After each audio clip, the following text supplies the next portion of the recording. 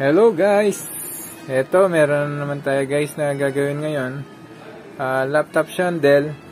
Yung problema niya daw guys, itong hinge niya. Eto, natuklap na dito. So, nahihirapan siya magbukas. So, pag inopen mo siya rito guys, ang hirap. Tapos, sobrang higpit.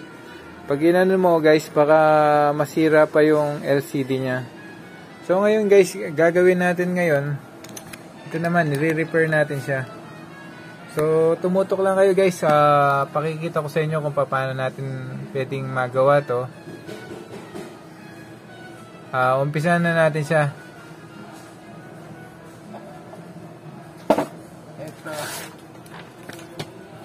So, gagawin natin ngayon, i-open natin muna yung back cover niya. So, kaya kailangan ka ng screw. So, ito, bubuksan mo siya.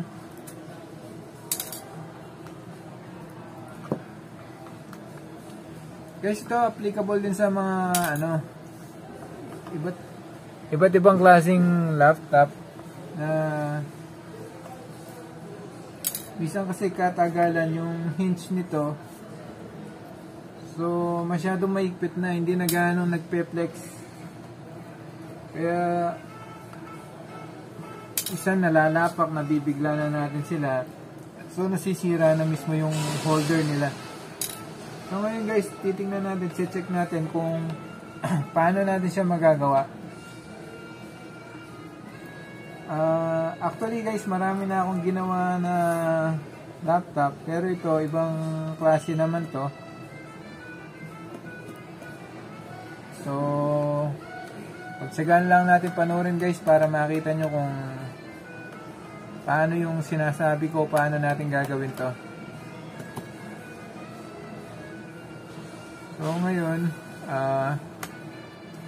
eto, hindi ko rin alam kung paano natin to, dahan-dahanin ko na lang kasi pwedeng masira yung LCD nya guys.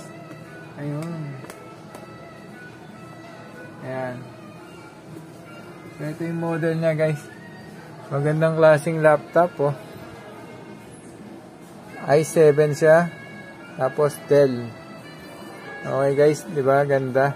Kaya lang sira yung niya, hinge niya rito. So ngayon gagawin natin guys, babaklasin natin to para palambutin natin yung niya, hinge niya sa loob para pag binuksan natin ganyan, so swabing-swabe yung pagkakaano niya. Okay.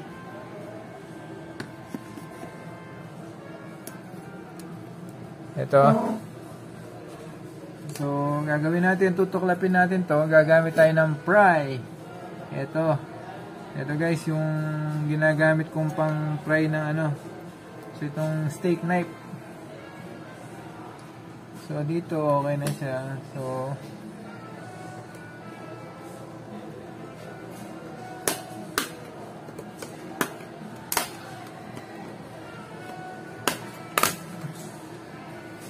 ayun guys, nakikita nyo ba guys paano ginagawa ko? Ito. Yun. Ayan. Sipi-flip ko lang ng konti. Dito. Meron siyang tornilyo ng konti. Ayun. Tapos guys, ko lang siya, lalagay ko siya sa edge para ayan. Parang lost thread na yung mga tornilyo niya guys. Ito, 1, 2, 3, 4. So, G3.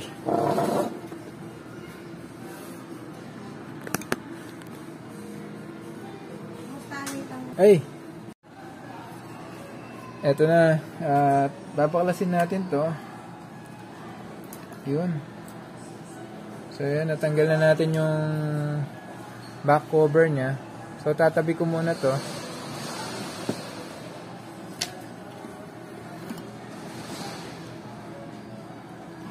So ito guys, makikita natin dito, ito yung pinaka ng bracket nung LCD nya dito. So tatanggalin natin to para makita natin kung gaano katigas, tapos palalambutin ko siya. So kakalagin ko muna siya.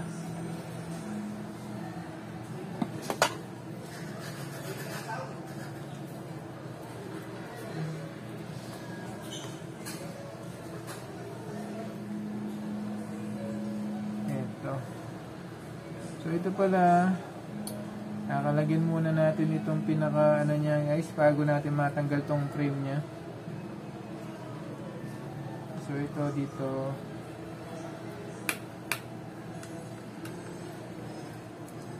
Tatanggalin muna natin yung heatsink niya.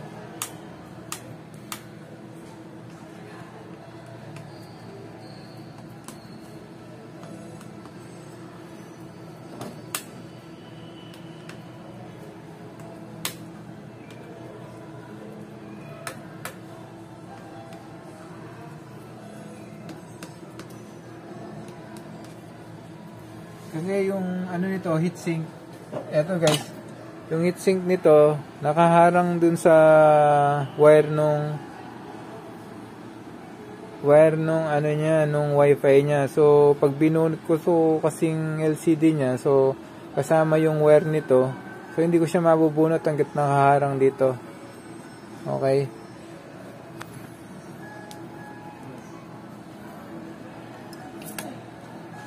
So ayan. Tapos, eto na. Tataas na natin siya.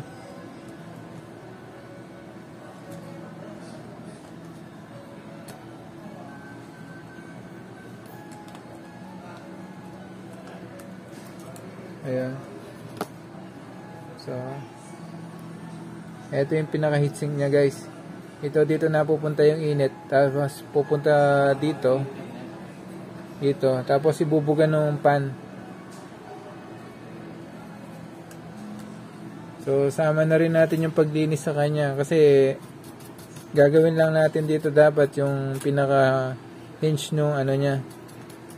Ito hinge nung LCD niya, pero nandito na rin tayo para masaya naman yung customer natin. Ayun, medyo luminis na siya. Tapos gagawin natin guys, ito tatanggalin ko yung ano niya, yung wire niya sa papuntang wifi. Ayun, ito.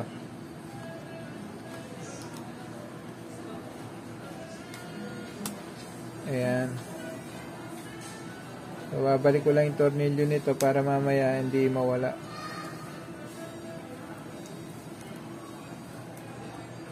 So, ayan. Tapos, proceed na tayo sa pagtanggal ng hinge niya, guys.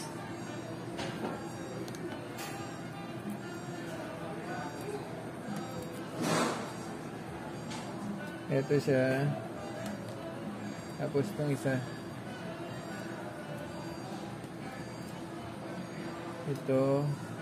Ito rin pala yung LCD na ano niya, guys. Ito yung connector niya. So, dito sa connector niya, meron din ditong tornilyo.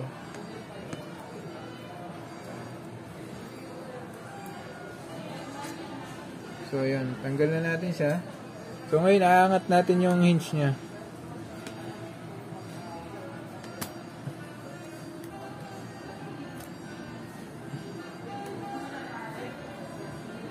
Ito, medyo, ayun.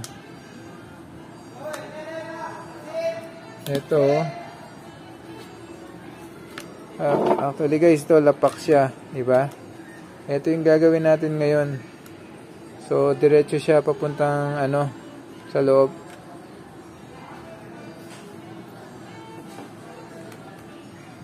Tapos ito, ang sikip po, na hindi naman natin mabababa. So, gagawin natin, palalambutin natin to. Yan ayaw niya.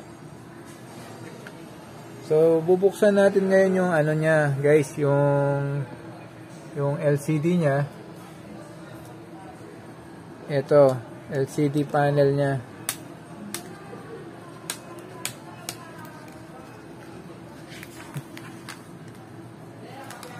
So, tatabi ko muna to guys, Ayan.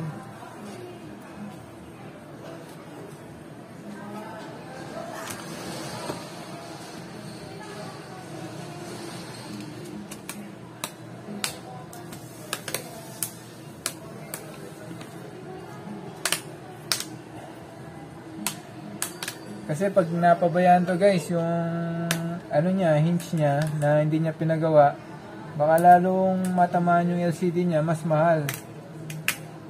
Mahal yung LCD nito guys.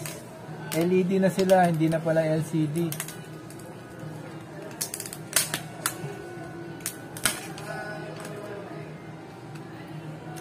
So ayun, ito na makikita natin. So, natanggal ko na siya. So tatabi ko muna to.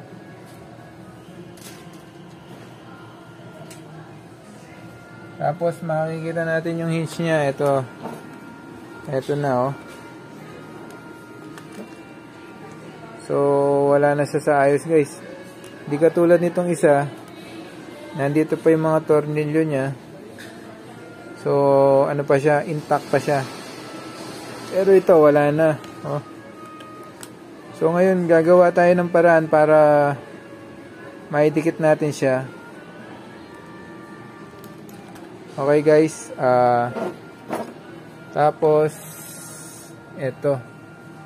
So ang hirap din no. Hindi siya ganun kalambot. Kaya dun na nasira yung pinaka ano niya. Pinakadikit niya sa panel nitong LCD. So gagawin natin, palalambutin natin itong hinge niya guys. So gagamit tayo muna ng oil. Ito, oil. Yan. So ito rin, lagyan din natin ng oil yun dito. Tapos gagamit tayo niyan ng pangalag, yung medyo lulusen natin tong tornilyo niya para maiano natin siya oh. Ayaw niya. Parang ito yung pinakabisagra ng pinto natin guys. Ito naman pinakabisagra nung monitor niya. So kukuha lang ako ng para maano natin to guys. Ito para malusin natin yung tornilyo niya. Ito na. Ito guys, meron akong pang yung ito ang number nito is number 5.5. So 5.5 yung niya. Hexagonal ng niya, screw niya. So papasok ko siya rito. Tapos i-rotate ko siya. Ayun. Ayun, mas maano siyang na-rotate. So yun guys oh. Ayun, di ba? Medyo loosen na siya. So pwede na to. So wag niyo naman pakalusin guys kasi baka pag binuksan niyo yung laptop bumagsak naman sa patalikod. So yung lang, sapat lang. Yan. Sapat lang. Medyo tantayin lang. Yan. Yun.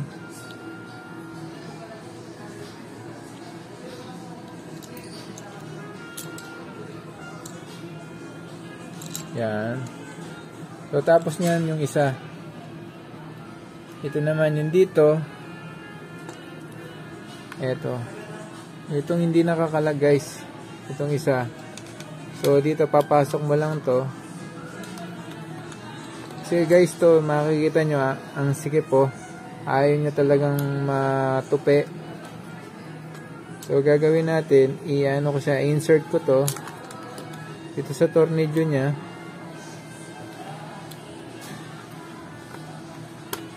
Ayun, tapos rotate ko siya. Ayun. Ayun. Ayan. Ayan, rotate na siya.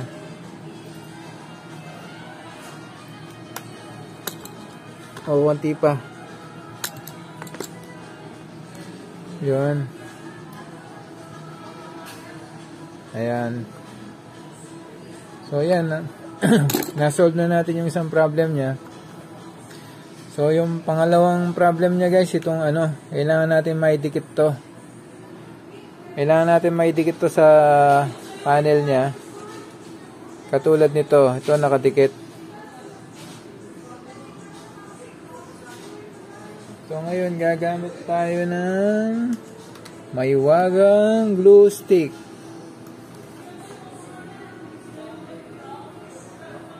Eto.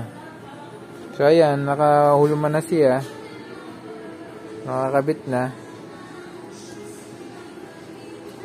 So ito lalagyan natin ng glue stick to, guys. So yung gagawin natin pandikit sa kanya dahil mas matibay yung glue stick kaysa sa mga guys, ibang adhesive. Kasi halimbawa minsan yung Mighty Band sobrang siya, guys, marupok. Natatanggal siya. Hindi katulad ng medyo flexible pa rin siya ng konti kung glue stick. So gagawin natin, guys, eto, medyo tayo ng konti, gagamit tayo ng soldering iron. Medyo initin natin siya ng konti para medyo may uka-uka siya. So kumapit yung glue stick. Ayan. Yun. Okay.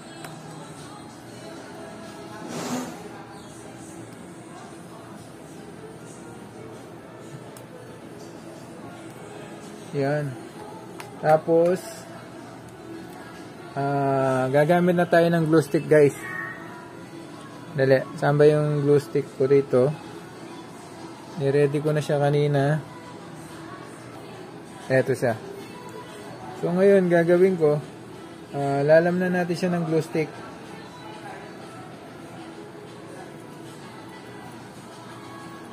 Yan.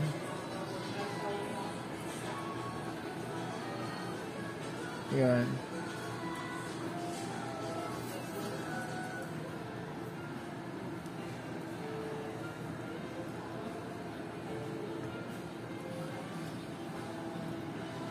So guys, imbis na tornilyo yung kinabit natin, glue stick na yung nilagay natin, guys. Kasi yung tornilyo wala na siyang pagkakapitan. So nawala na yung mga niya, yung mga thread niya.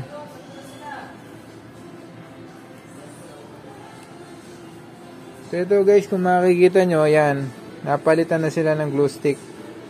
So mamaya iinitin ko pa sila para malusaw sila, kumapit sila sa loob. So kagaya nito, guys, so may mga tornilyo siya. So yun ang kailangan natin dapat, pero nawala na yung mga tornilyo nito. So yun na lang magagawa natin. So kailangan para-paraan din tayo, guys.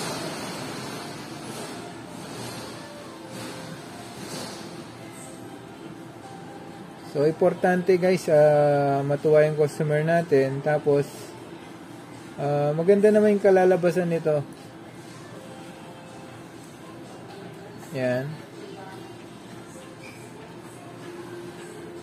So, medyo dagdagan nyo lang ng konti. Pero hindi naman sobrang kapal. Kailangan tamang-tama lang. Yun. Ayan.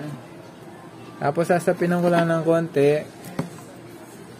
Tapos, guys, gagamit ako ng hot air para malusaw ng konti yung nilagay kong mga glue stick. Eto.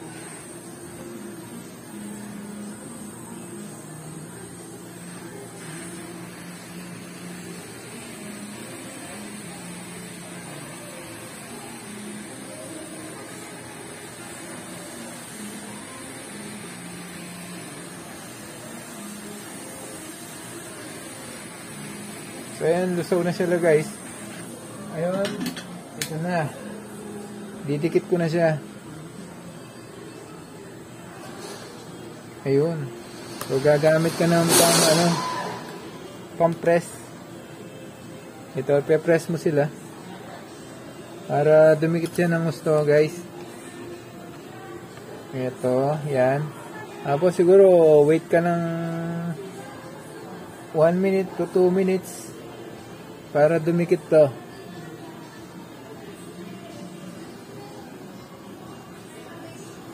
So pagkadikit nito, guys, patungan nyo pa ng glue stick pa yung mga butas niya para lalong mas makapit.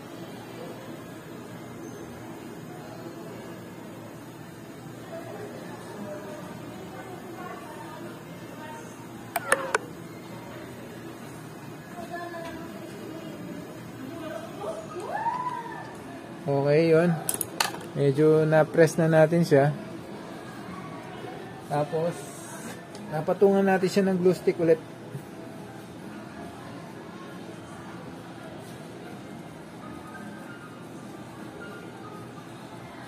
Yan.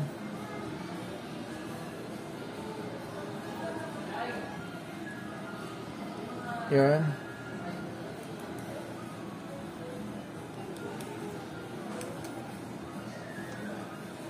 Ayan.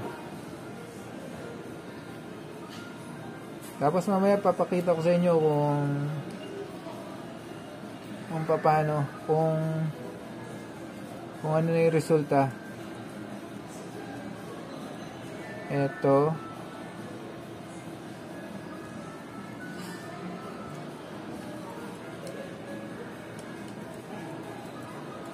Ayan.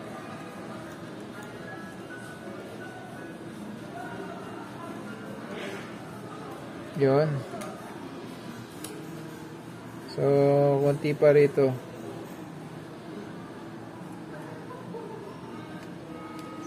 Ayan. So, eto na guys. Pakikita ko sa inyo. So, eto na.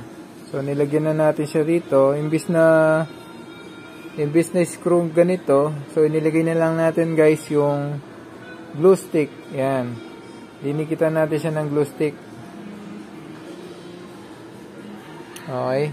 So hintayin natin siya matuyo guys. Tapos babalik na natin yung pinaka plate nung ano niya, nung pinaka LCD niya.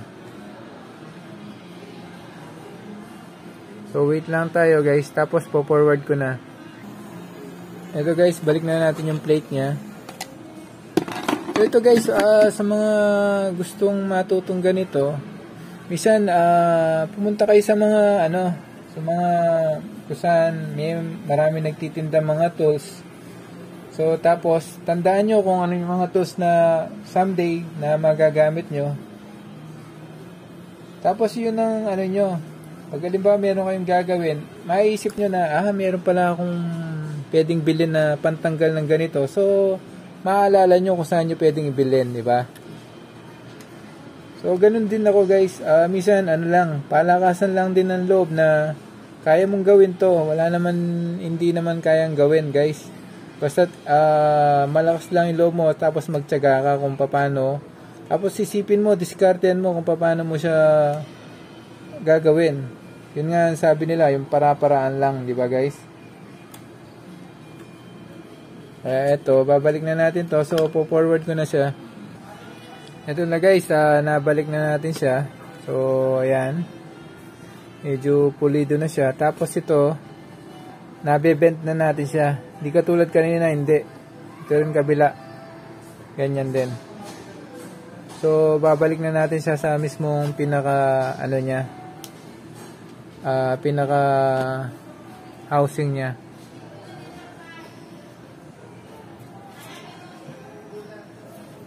So, eto na. Ayan. Tapos, dito na tayo.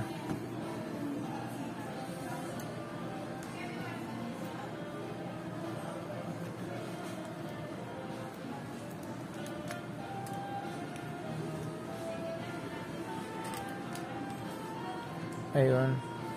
So, tornilyo lang guys. Tapos, tandaan nyo lang kung saan nyo tinanggal, doon nyo rin kakabit guys. Kaya, eto, po-forward na natin siya guys ha. Alam ko na medyo, rin kayo, kumbaga yan ang Kapampangan, mataluki. Kumbaga, matandain din kayo. Kaya, ang gagawin nyo lang, kung ano yung tinanggal natin, yun din ang kakabit nyo. So guys, tapos na natin siya. So ito na yung kakabit natin yan. Itong pinaka back cover nya. Tapos na guys.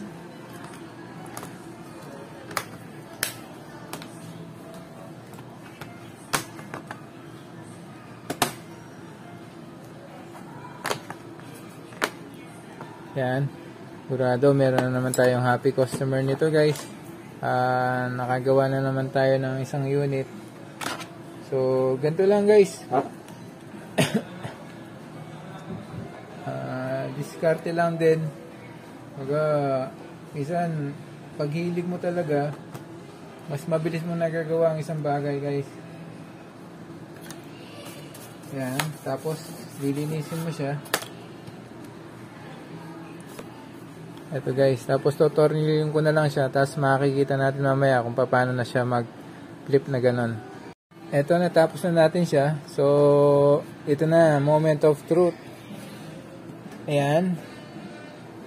So, ito makikita na natin siya kung paano siya mag-flip. Eh, nahulog yung ano. Ito guys, ito, diba? Gandang klase siya, Dell. So, ayan, tumayo na siya mag-isa. So, sasarado natin siya. Ayun. Swabing swabe. Bubuksan natin siya. Ayun. Diba? Natutuwa yung customer natin nito. So, ang ganda-ganda pa naman ng laptop. i7. Tapos, sira yung hinge niya. So, ito guys. Meron na naman tayong happy customer nito. So, paki-like and subscribe lang tayo guys para for the future na may ma-upload tayo ng mga equipment na kamukha nun sa inyo. At least makakapanood kayo at paano nyo gagawin guys. Okay guys, see you, thank you, and God bless. Ito guys, natapos na natin siyang ibalik yung back cover nya. So, piplit na natin siya. So, ito guys, oh. So guys, ang gandang klaseng laptop to. i7 pa naman. Tapos sira yung hinge niya rito. Hindi mo matupi-tupi yung ganito. Kaya ito guys, nagawa na natin. Meron na naman tayong happy customer nito. So ito, tatry natin siyang sarado. So, okay. Buksan. Okay. So, firm siya. Hindi siya mahirap buksan. Hindi siya mahirap isara. Ayan. Diba guys? So ngayon, gagawin natin guys, try muna natin siyang i-on. Baka kasi may natamaan tayong piyesa sa loob. At least maibalik natin ng mabilis. So gagawin ko guys, cha-charge ko siya. Kasi low bat siya guys. Ayan, saksak ko siya. Tapos tingnan natin siya kung mag-on siya. Ayun, nag-on siya. Umilaw yung mga keyboard niya. So yung hintayin natin yung ano niya. Ayun. Ayun guys. Ganda. Dell. Yeah.